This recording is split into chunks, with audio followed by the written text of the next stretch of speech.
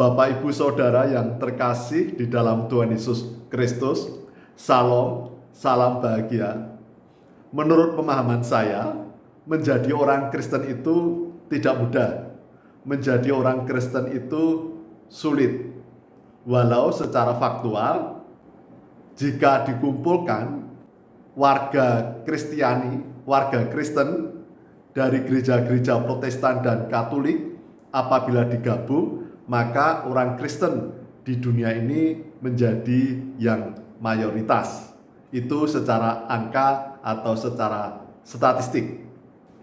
Namun di dalam kehidupan kekristenan, saya menganggap itu sulit karena yang pertama, apabila saya menjadi orang Kristen di wilayah, di daerah, di negara mayoritas, maka kemudian banyak fakta yang menunjukkan kehidupan kekristenan di daerah mayoritas, di negara mayoritas, maka kemudian tingkat keberimanannya menjadi lemah karena barangkali merasa hidupnya mudah karena mayoritas adalah orang Kristen. Jadi kehidupan kekristenan di daerah, di negara mayoritas menjadi tidak mudah karena tidak ada tantangan. Jadi hidupnya nyaman, hidup dalam zona nyaman, di dalam area kenyamanan, kemapanan, sehingga kehidupan Kristen justru tidak tumbuh berkembang. Iman saya bisa menjadi tidak tumbuh dan berkembang. Dan kemudian hidup menjadi Kristen di daerah, di wilayah, di negara yang minoritas sebagai orang Kristen itu juga tidak mudah karena sebagai orang Kristen di wilayah minoritas, di negara minoritas harus belajar sebagai warga minoritas. Tentu Bapak, Ibu, Saudara memahami apa yang saya sampaikan. Namun orang Kristen yang hidup di wilayah minoritas, di negara minoritas, sebagai penduduk minoritas, orang Kristen ada hikmahnya. Karena orang Kristen yang hidup sebagai penduduk minoritas, maka kemudian belajar menjadi orang minoritas, sehingga justru karakter imannya menjadi tumbuh berkembang. Mengapa demikian? Karena orang-orang Kristen yang hidup sebagai penduduk minoritas akan terus belajar sabar, tabah, dan kemudian mengandalkan Tuhan di dalam sepanjang hidupnya. Jadi memiliki daya juang yang semakin dikuatkan ketika menjadi orang Kristen sebagai penduduk minoritas. Itu bagian pertama. Jadi orang Kristen yang dihubungkan dengan wilayah mayoritas dan minoritas. Sebagai penduduk mayoritas dan penduduk minoritas sama-sama memiliki ketidakmudahan. Sebagai penduduk mayoritas Kristen, maka kehidupan keberimanannya dapat menjadi lemah karena sudah merasa nyaman, merasa mapan. Tidak ada banyak tantangan dan ujian dan halangan. Kemudian sebagai orang Kristen yang hidup sebagai minoritas menjadi tidak mudah hidupnya, namun akan menjadi hikmah ketika orang Kristen sebagai penduduk minoritas, maka akan belajar hakikat kehidupan dan kemudian imannya akan justru tumbuh berkembang. Itu yang pertama. Yang kedua, menjadi orang Kristen itu tidak mudah, itu sulit. Itu juga digambarkan di dalam kitab suci, terkhusus di Perjanjian Baru. Menjadi orang Kristen yang rajin membaca kitab suci barangkali relatif mudah. Menjadi orang Kristen yang rajin ke gereja setiap minggu relatif bisa dijalankan dengan mudah. Kemudian menjadi orang Kristen yang aktif dalam pelayanan itu juga relatif mudah. Jadi hidup sebagai orang Kristen di dalam menjalankan ritualitas itu relatif mudah, saudara-saudaraku. Namun yang tidak mudah adalah bagaimana kita hidup di dunia, namun kita tidak hanyut mengikuti arus duniawi. Itu yang tidak mudah, saudara-saudaraku. Maka mengapa di dalam Matius 7 ayat 21 sampai 23 Tuhan sudah mengingatkan. Jadi saudara-saudaraku, memang secara statistik, secara angka-angka, orang Kristen di dunia ini mayoritas. Yang dipanggil Tuhan banyak menjadi orang Kristen.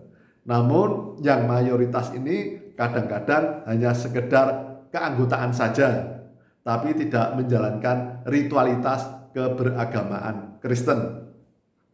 Kemudian banyak juga yang rajin ke gereja, yang rajin pelayanan, yang rajin membaca firman Tuhan. Namun itu semua ternyata tidak mengubah dirinya.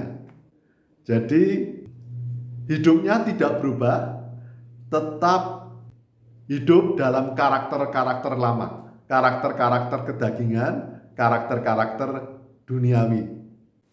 Dan Tuhan mengingatkan di dalam perjanjian baru bahwa begitu banyak orang-orang yang kelihatannya sungguh-sungguh rohaniah, sungguh-sungguh melaksanakan keagamaan secara ritualitas, namun tidak mengubah karakter hidupnya, tidak mengubah karakter kedagingan menjadi karakter-karakter di dalam roh, yaitu buah roh. Terbukti bahwa begitu banyak tokoh-tokoh yang setiap hari membaca firman Tuhan, berdoa di rumah Tuhan, namun ternyata masih memiliki dengki iri ketika Tuhan Yesus Kristus hidup di dunia ini melayani. Dengki, iri, marah, membenci, dan kemudian menganiaya dan membunuh Tuhan Yesus Kristus. Selanjutnya juga menjadi orang Kristen itu tidak mudah ketika menjadi orang Kristen dan kemudian hidup di tengah kehidupan di dunia ini. Bagaimana begitu banyak kenyamanan, kesenangan-kesenangan duniawi. Karena dosa-dosa yang membawa maut itu sungguh-sungguh sangat menyenangkan, saudara-saudaraku. Maka begitu banyak orang Kristen yang jatuh ketika hidup di tengah duniawi karena ikut arus duniawi, yaitu ikut menikmati hal-hal duniawi, yaitu keinginan mata, keinginan daging, dan keangkuhan hidup. Menikmati harta, tahta, dan cinta, saudara-saudaraku. Harta tidak salah, tidak dosa. Namun kemudian ketika harta itu diperoleh dengan hal-hal yang tidak baik, maka menjadi dosa. Tahta, kekuasaan, kedudukan juga tidak salah dan tidak berdosa. Namun ketika kekuasaan dan kedudukan justru dipakai untuk hal-hal yang tidak baik, untuk mengejar harta demi kepentingan sendiri, mengejar kepopularitasan, kehormatan, maka kekuasaan, kedudukan itu juga menjadi berdosa. Cinta juga tidak salah, saudara-saudaraku. Cinta itu indah. Namun ketika kemudian cinta ini tidak sesuai dengan firman Tuhan, juga akan membuat tidak menjadi perkenan Tuhan. Harta sungguh menyenangkan, kekuasaan sungguh menyenangkan, cinta sungguh menyenangkan, kepopularitasan, kehormatan sungguh menyenangkan. Tetapi hal-hal yang menyenangkan ini apabila diperoleh tidak dengan hal yang baik, yang sesuai dengan firman Tuhan, maka hal-hal yang menyenangkan tersebut, harta, tahta, cinta, kepopularitasan, kehormatan menjadi tidak berkenan di hadirat Tuhan. Apalagi jika harta, tahta, dan cinta itu kemudian hanya dipakai untuk kepentingan sendiri, hanya dipakai untuk memuaskan diri sendiri, hanya untuk memuaskan hawa nafsu kemanusiawian, maka kemudian itu tidak menjadi perkenan di hadirat Tuhan. Dan bahkan kemudian kita akan melihat di dalam Matius 7 ayat 21 sampai 23, kita bisa ditolak oleh Tuhan. Oleh karena itu, saudara-saudaraku, mengapa saya menyampaikan bahwa menjadi orang Kristen itu tidak mudah. Menjadi orang Kristen itu sulit, karena kita harus memikul salib Tuhan Yesus Kristus. Kita harus hidup kudus, suci seperti Tuhan Yesus Kristus. Dan itulah, saudara-saudaraku, mengapa menjadi orang Kristen itu tidak mudah, menjadi orang Kristen itu sulit, yang dipanggil itu banyak, dan yang dipilih itu sedikit, dan yang sedikit ini masih dimurnikan, saudara-saudaraku. Oleh karena itu, saudara-saudaraku, saya berpesan dan mengajak Bapak, Ibu, Saudara, dan saya tentunya, untuk terus hidup dalam jalan Tuhan, untuk hidup kudus, untuk hidup sesuai dengan perintah Tuhan. Kita masih hidup di dunia, tetapi jangan sampai kita ikut arus dunia, ikut arus kehidupan di dunia ini yang hanya menyenangkan keinginan mata, keinginan daging, dan keangkuhan hidup. Namun marilah hidup kita jalani dengan rendah hati, dan hidup kita ini adalah sudah milik Tuhan, maka hidup kita harus mengarah hanya demi kemuliaan nama Tuhan.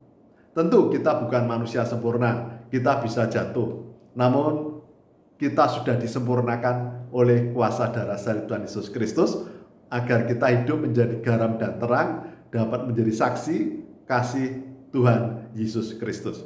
Marilah jangan sampai kita menyia-nyiakan hidup ini hanya untuk demi kepentingan diri sendiri, hanya mengejar kesenangan diri, dan lupa tugas kita adalah memuliakan nama Tuhan, dapat menjadi saksi, dapat menjadi garam dan terang kasih Tuhan. Demikian yang dapat saya sampaikan. Salam, salam bahagia, Tuhan memberkati.